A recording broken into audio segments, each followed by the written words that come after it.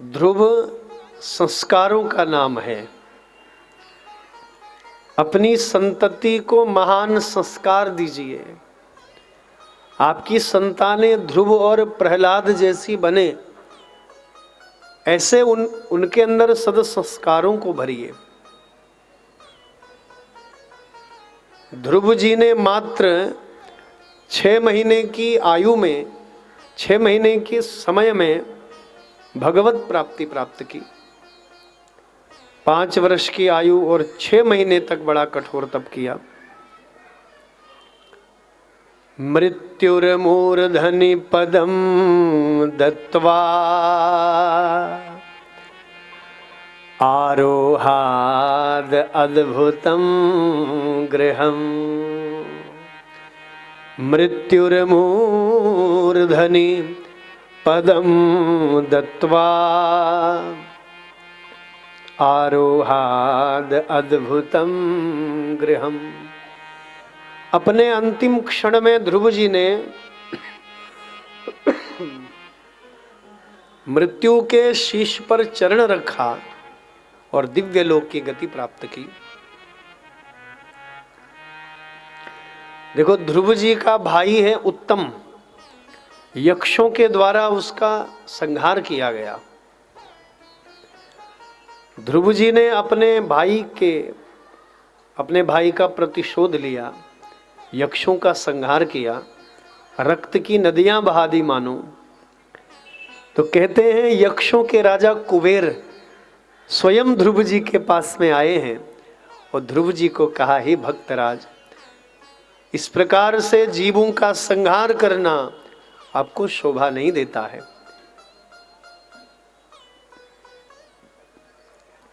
नायम मार्गो हि साधूनां ऋषिकेशानुवर्तिनां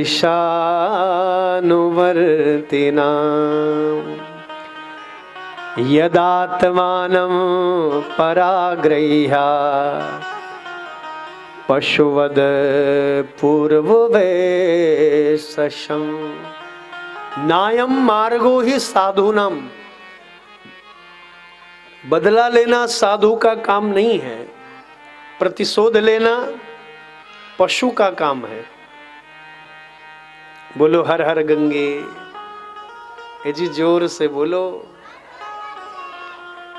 आजकल का मनुष्य प्रतिशोध लेता है, बदला लेता है।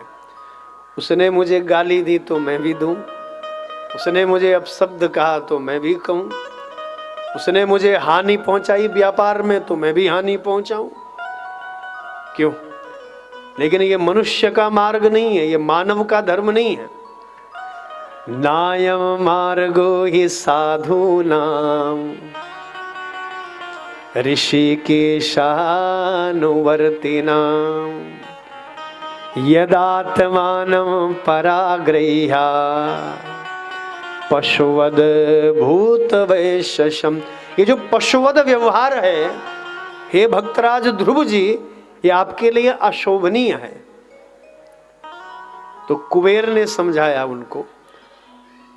तब इसके बाद ध्रुव जी ने वो जन संहार रोका और तत्पश्चात वैराग्य धारण करके अपने पुत्र वत्सर, देखो ध्रुव जी की 2 धर्म पत्नियां हैं।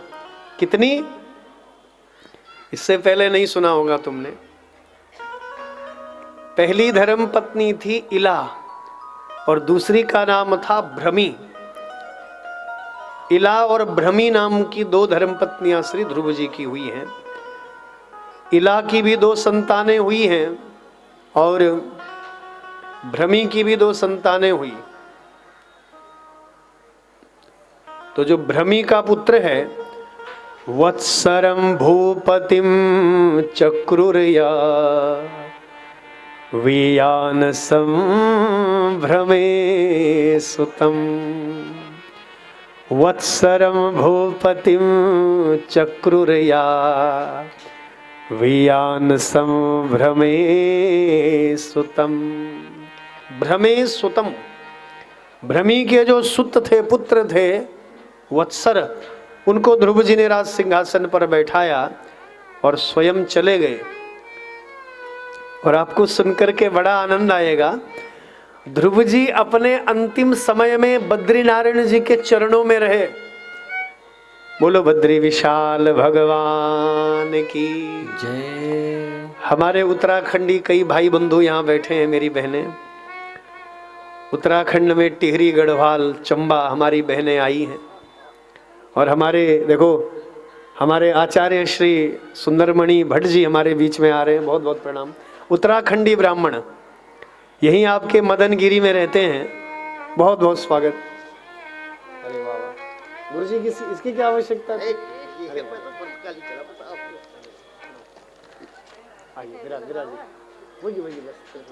वही पिठे वही। बोलो हर हर गंगे। तो हमारे बद्रीनारायण भगवान के चरणों में अपने अंतिम क्षण में श्री ध्रुव जी वहां रहे। अपने अंतिम समय में वहीं बद्रीनारायण जी के चरणों में वो रहे, ऐसा भागवत में वर्णन है।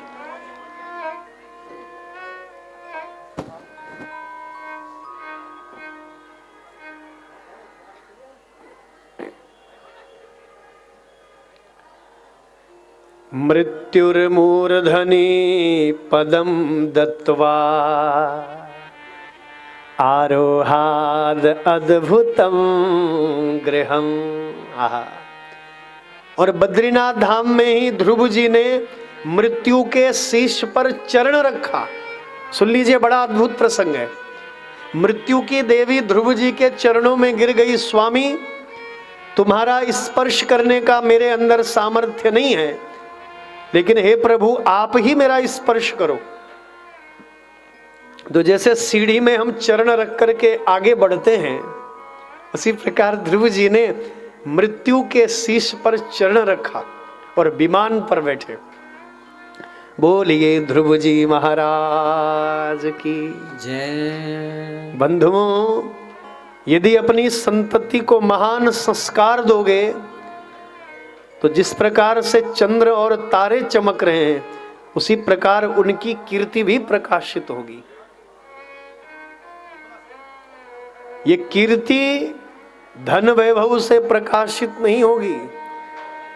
ये कीर्ति कितनी जगह जमीन खरीदी, कितने मकान दुकान खरीदे बेचे, उससे ये कीर्ति नहीं बढ़ेगी। आपका यश, आपकी संतति का यश महान संस्कारों से बढ़ेगा।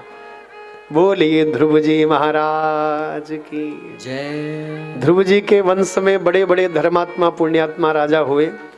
उन राजाओं में एक राजा का नाम था महाराज अंग। क्या नाम था? याद रखना, महाराज अंग। बड़े धर्मात्मा पुण्यात्मा हुए। देखो, कभी कभी पिताजी तो बड़े धर्मात्मा होते हैं, लेकिन बेटा बड़ा कुपुत्र हो जाता है।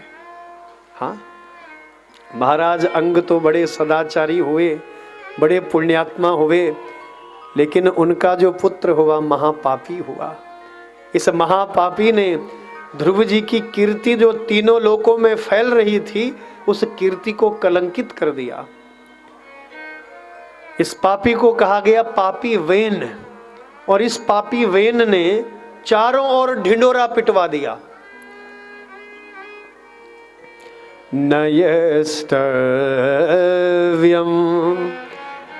न दातव्यम न होतव्यम द्विजः क्वचिद। न यस्तव्यम न दातव्यम न होतव्यम द्विजः क्वचिद। इति निवारय धर्मा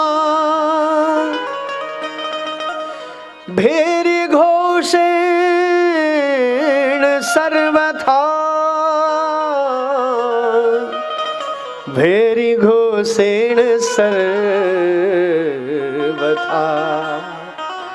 न यस्तव्यम न दातव्यम न होतव्यम द्विजः क्वचित। कोई दान नहीं देगा, कोई जप तप नहीं करेगा, कोई यज्ञादि कर्म नहीं करेगा, कोई ब्राह्मण संतों की सेवा नहीं करेगा? चारों ओर ढिंडोरा पिटवा दिया, मैं तुम्हारा भगवान हूं। बोलो हर हर गंगे। आजकल भी कई लोग भगवान बनने का प्रयास कर रहे हैं। भगवान राम नहीं, भगवान कृष्ण नहीं, भगवान शिव नहीं, ये सब आडंबर है। मैं तुम्हारा भगवान हूं। क्यों दिल्ली वालों, दो चार डुप्लीकेट भगवानों के बारे में तो तुम भी सुनते होंगे, जो कहते हैं राम जी की पूजा मत करो, मेरी पूजा करो, हम ही तुम्हारे भगवान हैं। भैया, राम जी की फोटो घर में मत रखो, हमारी फोटो रखो, हम ही तुम्हारे भगवान हैं। क्यों जी? ऐसे जो डुप्लीकेट भगवान हैं उनसे सावधान रहना, जो नकली भगवान हैं उनसे सावधान रहना। वो स्वयं तो गर्त में जा रहे हैं, हमको भी गर्त में लेकर के जाएंगे वो लोग। तो इस पापी ने चारों ओर घोषणा करवा दी, कोई दान नहीं करेगा, जप तप नहीं करेगा, पूजा पाठ नहीं करेगा, मैं तुम्हारा भगवान हूं। तो ब्राह्मण जो है बड़े चिंतित हुए। हाँ, यदि यज्ञ ही नहीं रहेंगे, यदि यज्ञादि कर्म नहीं होगा, भगवान की कथाएं नहीं होंगी, सत्कर्म नहीं होगा, तो कैसे वेद धर्म की रक्षा होगी, कैसे सनातन धर्म की रक्षा होगी? क्यों जी? बड़ा मंगलमय प्रसंग है। ब्राह्मणों ने राजा को समझाया, बोले राजा, हे महाराज, आप चक्रवर्ती हो और राजा का दायित्व है धर्म को बढ़ाना। क्यों? हमारे समाज के जो बड़े बुजुर्ग लोग हैं, संभ्रांत लोग हैं, जो पढ़े लिखे लोग हैं, जो वो कर्म करते हैं, हम उनका अनुकरण करते हैं, हम उनसे सीखते हैं। क्यों? जो घर का मुखिया जो जैसा काम करेगा ना, तो बच्चे वैसा ही सीखेंगे। समाज के जो पढ़े लिखे लोग करेंगे वही तो सीखेंगे भैया, जो समाज के अन्य लोग हैं। तो महाराज, यदि आप ही धर्म का विरोध करोगे, सनातन का विरोध करोगे, तो प्रजाजन आपसे क्या सीखेगी महाराज? तो ब्राह्मणों ने बड़ा समझाने का प्रयास किया, ये दुष्ट एक नहीं माना। उस सभा में ब्राह्मणों ने हुंकार भरी और हुंकार मात्र से इस पापी का विनाश हो गया। बोले सत्य सनातन धर्म की जय। धर्मो रक्षति रक्षिता। कभी सुना तुमने?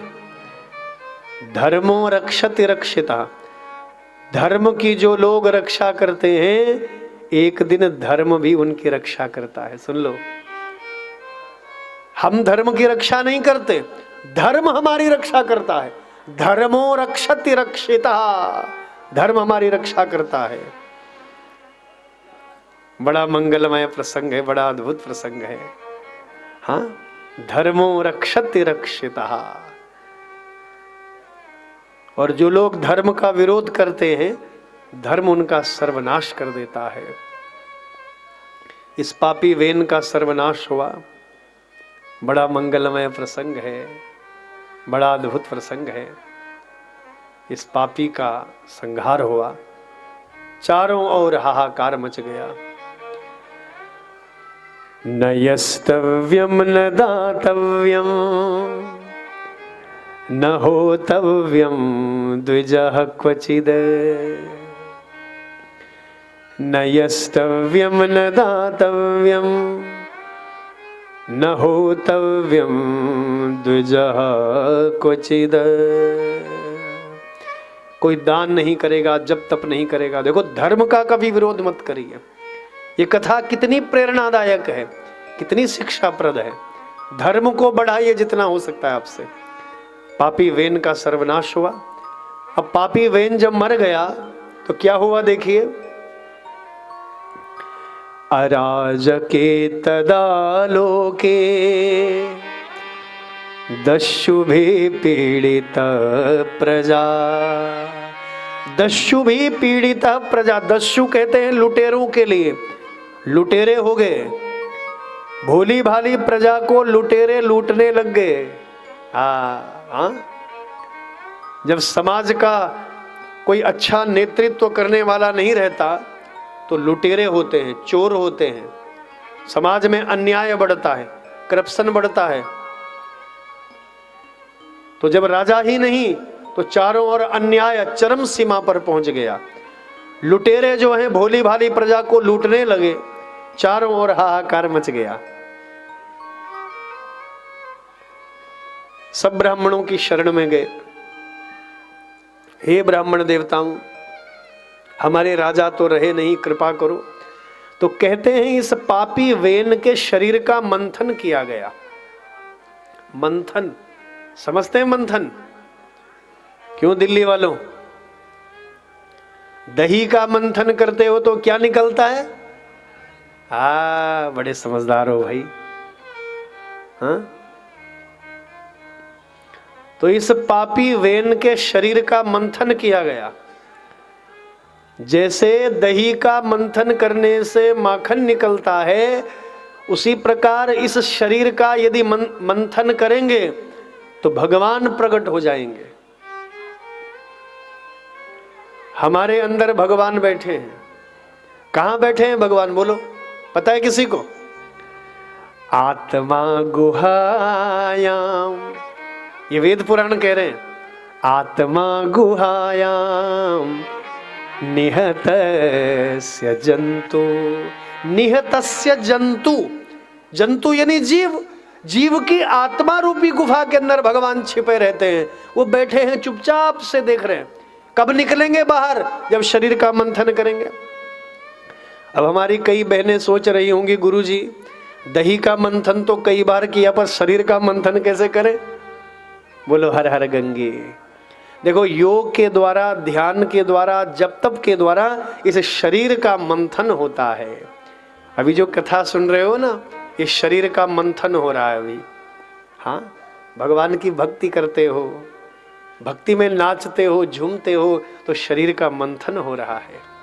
और जब मंथन चरम सीमा पर पहुंचेगा, हाँ, दही को मथते रहेंगे, लास्ट में निकलता है ना मक्खन। ऐसा तो है नहीं कि पहले ही निकल जाए। तो मथते रहो, मंथन करते रहो। योग के द्वारा, जप के द्वारा, तप के द्वारा एक समय आएगा, छिपे हुए भगवान हमारे अंतःकरण से बाहर निकल आएंगे। हाँ, बोलो भक्तवत्सल भगवान की जय। इस पापी का मंथन किया गया। इस पापी के हृदय से साक्षात भगवान प्रकट हुए। किस रूप में? पृथु भगवान के रूप में। बोलिए पृथु भगवान की जय।